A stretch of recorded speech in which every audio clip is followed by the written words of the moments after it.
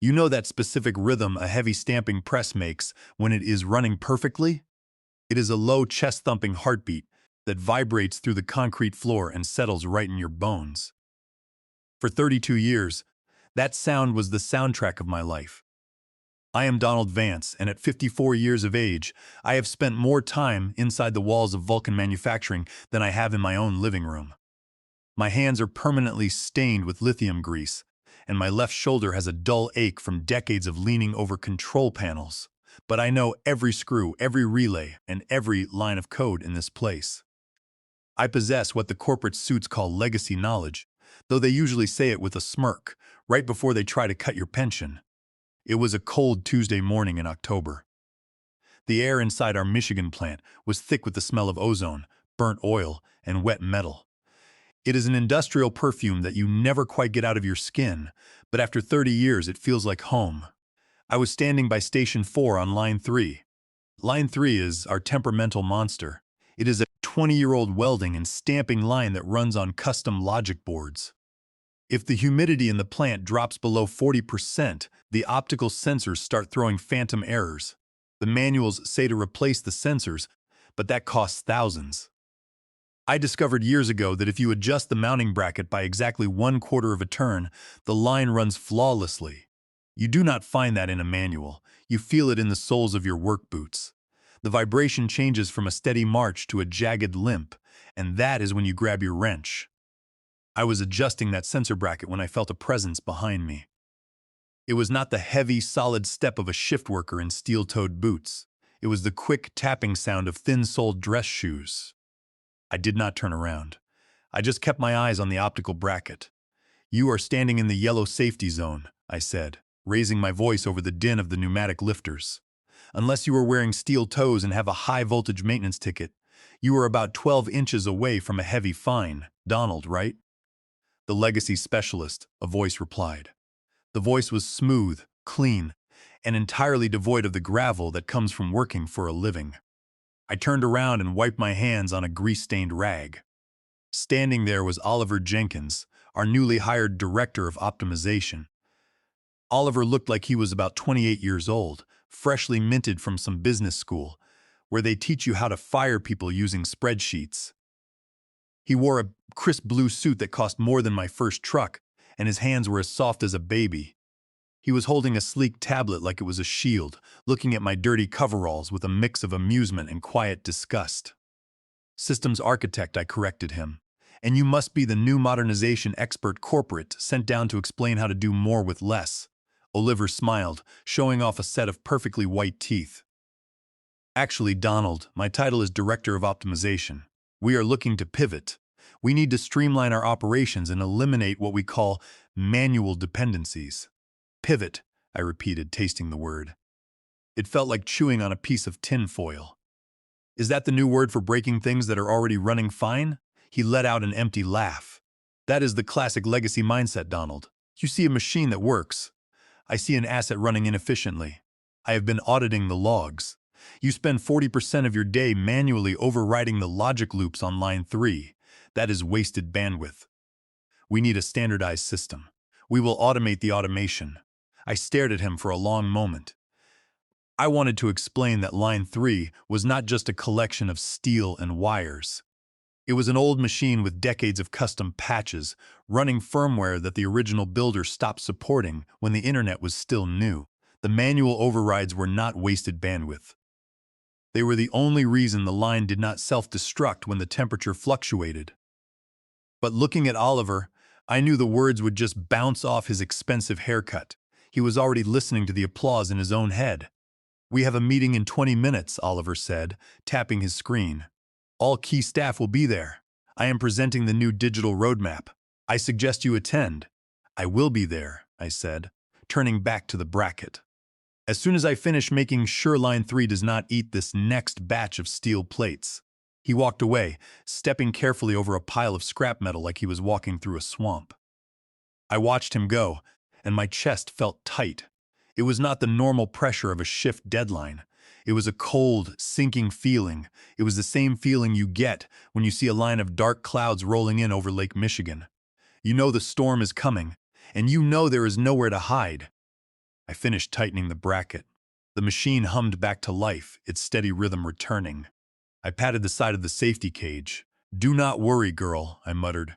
"I will not let the clean man hurt you." But as I walked toward the main office, I stopped at my locker. Hidden behind old technical manuals was a small drive. It was a backup of the operating logic, compiled over 12 years. It contained every patch, bypass, and custom code line that kept this factory running. I slipped it into my pocket. It felt heavy like a loaded gun. The conference room in the administrative wing was air-conditioned to a freezing 68 degrees. It smelled of cheap plastics, stale coffee, and dry erase markers. The rest of the veteran crew was already sitting around the long table. There was Carlos, the maintenance foreman, whose face was lined with concern.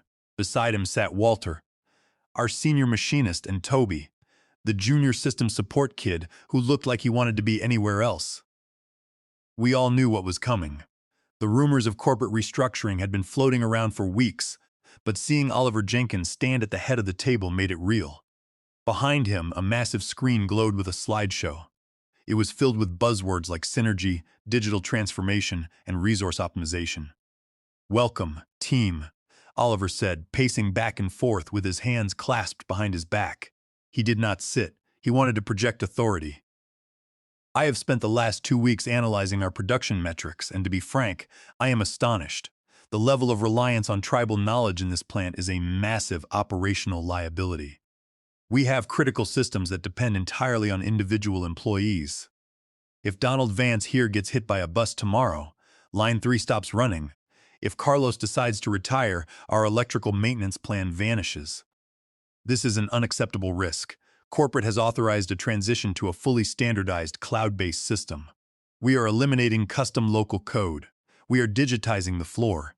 Carlos raised his hand, his knuckles thick and scarred from decades of hard work. "Sir, with all respect, the cloud does not know how this building breathes.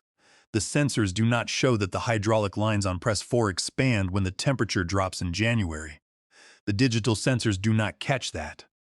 We do because we listen to the machines." Oliver offered a polite, empty smile. "That is exactly the issue, Carlos. You are running this plant on feelings and intuition. We need data. Starting today, we are auditing all contracts. We are looking for redundancies, and we are going to streamline our human capital." The room fell completely silent. The hum of the air conditioner was the only sound. I sat perfectly still, my hands resting on my knees, my fingers brushing against the plastic casing of the drive in my pocket. "Donald," Oliver said, turning his gaze toward me. The room seemed to shrink. "Since your role is dedicated to the maintenance of legacy systems, and since we are completely replacing those systems with our cloud architecture, your position is no longer required. Human Resources will meet with us this afternoon to discuss your transition." "Transition," I said, keeping my voice level. My heart was beating steadily. "It is a standard contract review," Oliver replied, waving his hand dismissively. "We must balance the budget, and a legacy specialist is an expensive luxury we cannot afford in a modern environment. We do not need artisans anymore, Donald. We need simple operators." I did not blink. I did not raise my voice, and I did not slam my fist on the table, even though my chest felt hot. I just nodded slowly. "Understood," I said. My voice was calm, so quiet that Oliver had to lean in slightly to hear it. It was a calm that surprised even me. "Excellent," Oliver said, clapping his hands together. "Out with the old, in with the new." "We are adjourned." As we walked out of the room, Carlos leaned in close and gripped my shoulder. His grip was tight, his face red with anger. "This is complete garbage." "Donald," Carlos muttered under his breath. "They cannot run this place without you." "It is fine, Carlos," I said, a slow smile touching my lips. "Oliver wants a modern factory. He wants to see what this place looks like without my legacy mindset.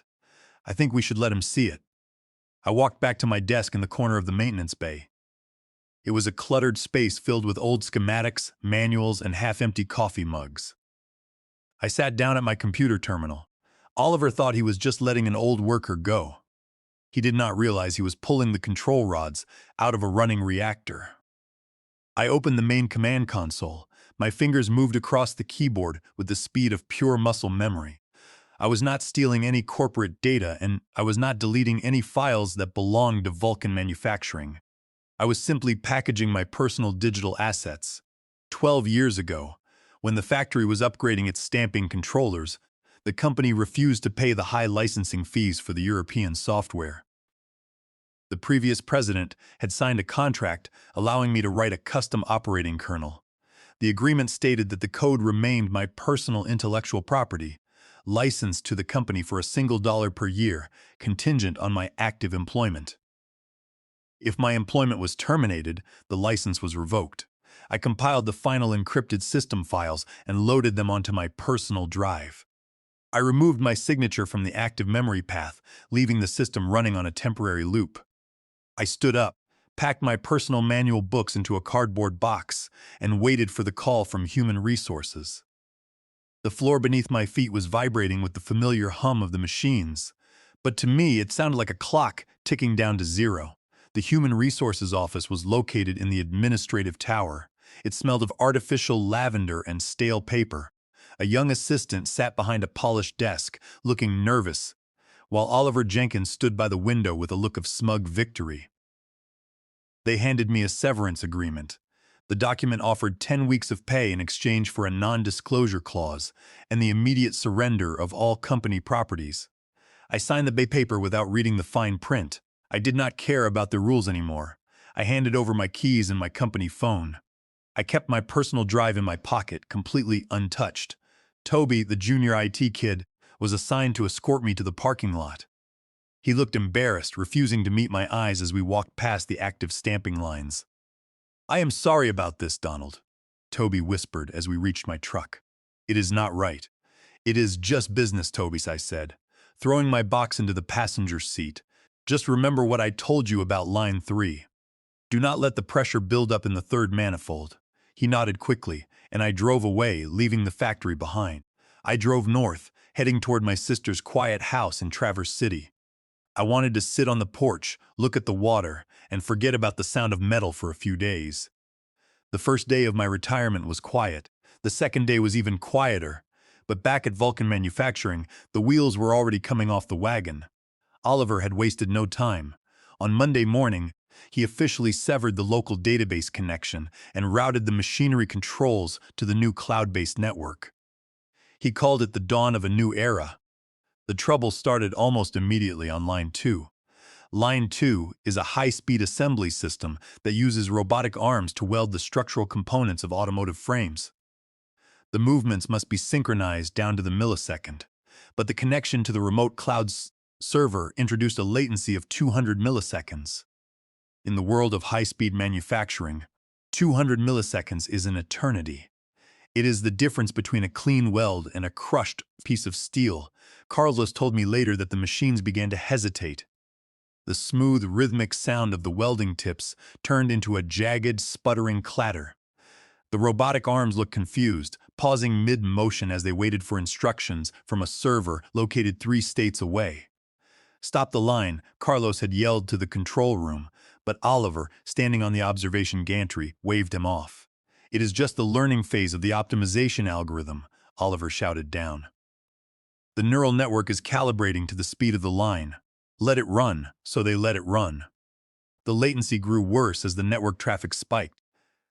The robotic arms began to drift further out of sync. Meanwhile, in the server room, Toby and the new IT contractors were sweating. They had been instructed to delete all of my legacy configuration files, to clean up the directory, but every time they tried to delete the core system bootloader, the terminal returned a critical error. The screen flashed red with a message stating that the directory was write-protected by a master signature. The system architecture required a physical encryption key to modify the kernel. "Who is the master administrator?" one of the new contract programmers asked. "The system logs show the creator is DV," Toby replied, staring at the screen. "But his account was deleted on Friday." "Then how do we bypass it?" the programmer asked. "We cannot," Toby said. "The safety protocols are hard-coded into the bootloader. If we try to force a deletion, the entire operating system will lock up to prevent data corruption." When Oliver came storming into the server room, his face was red and his tie was loose. He was furious that the production numbers had dropped by 30% in a single morning. "Why is the system rejecting the migration?" Oliver screamed. I promised corporate a 20% increase in output by noon.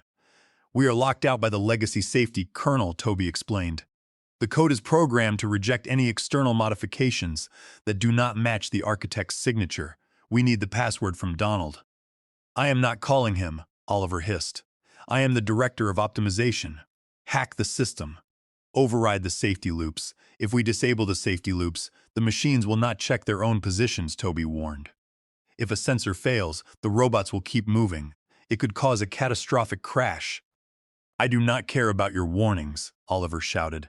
We are losing thousands of dollars every hour. Force the override, disable the safety checks, and get that line moving. Toby hesitantly typed the override commands. In Traverse City, my phone buzzed on the kitchen table. The remote diagnostic tool I had built years ago was still active on my personal device. The screen showed a flashing red warning. The safety limits on line 2 had been manually disabled by a system administrator. I took a slow sip of my coffee. I could have opened my laptop, logged into the Ghost account, and re-enabled the safety locks remotely. I could have saved the machinery. But I remembered Oliver shredding my contract extension. I remembered him telling me that my 32 years of experience was nothing but a useless legacy mindset. Let it run, I whispered to the empty room. The crash on line 2 happened at exactly 1:30 in the afternoon. Without the safety logic checking the position of the heavy parts, a robotic arm swung forward to weld a frame that had not yet arrived. The arm crashed into a heavy hydraulic clamp at full speed, shearing off a thick titanium bolt and bending the primary driveshaft of the robot. The sound was like a cannon shot, followed immediately by the screech of tearing metal. Pressurized hydraulic fluid sprayed across the hot welding tips, igniting into a sudden fire that filled the assembly bay with thick black smoke. The emergency alarms began to blare. Carlos and his maintenance team rushed in with chemical fire extinguishers, putting out the flames before they could spread to the main power lines. But the damage was done. The robot was ruined, the clamping station was destroyed, and line 2 was completely dead. The cost of the physical destruction alone was estimated at $28,000, and the entire plant was losing $85 per second in idle labor and missed shipments. Oliver Jenkins stood on the observation deck, his face pale as paper. He tried to blame the hardware, claiming the sensors were defective, but the system logs showed the truth. The override command had ignored the warning signals. Within the hour, the red phone in the manager's office rang. It was the CEO, Richard Henderson. Why is my production dashboard showing a complete shutdown on line 2? Richard demanded over the speakerphone, his voice shaking with anger. We had a minor equipment failure during the system migration. Oliver stammered, sweating through his expensive shirt. A legacy sensor malfunctioned. We replaced those sensors 6 months ago, Richard barked. Donald Vance told me they were good for 5 years. Why is the line down? Donald is no longer with the company, Oliver deflected. His legacy setup was masking deep-seated issues that our new digital platform detected or created, Richard snapped. You told me this transition would be seamless. Right now, your optimization is costing me thousands of dollars a minute. If we miss our delivery for the automotive contract on Friday, you will be looking for a new job. The phone went dead. Oliver turned to Toby and the IT crew. Wipe the system, Oliver ordered, his voice trembling. Perform a complete factory reset. Delete everything and restore it to the original defaults. Sir, if we perform a factory reset, Toby warned, the controller will revert to the base settings from 12 years ago. We will lose the calibration data for every single machine on the floor. It will take weeks to dial them back in manually. I do not care, Oliver shouted. The cloud backup is not syncing because of the network latency. Wipe the local drives and start over. Toby had no choice. He executed the format command. The screens in the control room flickered and died. The cooling fans in the server rack spun down into silence. But when the system tried to reboot, the terminal remained black. A flashing error message appeared on the screen. Bootloader signature not found. System restoration halted. The BIOS was looking for my encrypted key, and without it, the motherboard refused to load any software. The entire factory was bricked. The lights in the assembly bays hummed and went out, leaving the floor illuminated only by the orange glow of the emergency exit signs. The massive stamping presses sat silent and cold. Oliver was desperate. He knew his career was over if the plant did not start running. He hired a crew of external electrical contractors overnight, bringing them down to the main power vault. He planned to bypass the digital lockouts mechanically. Carlos saw what they were doing and immediately called me on my personal phone. "Donald, they are in the power vault," Carlos said, his voice shaking. "Oliver is trying to hotwire the main bus to bypass the logic controllers. They are going to jump the safety breakers." "Are they crazy?" I said, standing up from my chair. "That is 480 volts. If they bypass the phase sequence protection, the motors will run backward. The ventilation fans will pull exhaust into the building, and the hydraulic presses will try to cycle in reverse. It will tear the machinery apart." "I know," Carlos said. "I pulled my maintenance crew out of the building. I am not letting my guys get hurt for his mistake. But the production workers are still waiting in the cafeteria." "Get everyone out of the building, Carlos," I said. "Get them past the fence line." "What are you going to do?" he asked. "I am going to pull the plug," I said. I hung up the phone. I opened my personal messaging application and selected the contact for the cellular modem wired into our main breaker panel. I typed one word, "execute." My thumb hovered over the screen. If I sent the command, the system would blow the 3 main industrial fuses to protect the grid. It would cost $10,000 to replace the switches and the fuses, but it would kill the power before Oliver could kill someone. I pressed the send button. Sent delivered. A few seconds later, my phone rang. It was Carlos. The substation just blew. Carlos yelled. There was a massive flash of blue light, and the entire power shed is smoking. The contractors came running out like they saw a ghost. "Is everyone safe?" I asked. "Yes," Carlos breathed. "The power is completely dead. There is no way they can hotwire it now." "Good," I said. "I am putting my boots on. I will see you in 3 hours." I drove down to the plant, enjoying the autumn scenery. I stopped for a cup of black coffee and did not rush. When I arrived, the main gate was open and the parking lot was filled with silent workers standing around in the cold. Mr. Henderson, the CEO, was standing near the blackened door of the power shed, his face gray with exhaustion. Oliver Jenkins was gone, escorted off the property by security after his actions nearly destroyed the plant. Henderson saw my truck pull up and walked over immediately. He looked like a man who had not slept in days. "Donald," he said, holding out his hand. "We are in trouble. The factory is completely dead, and we are losing hundreds of thousands of dollars." I did not take his hand.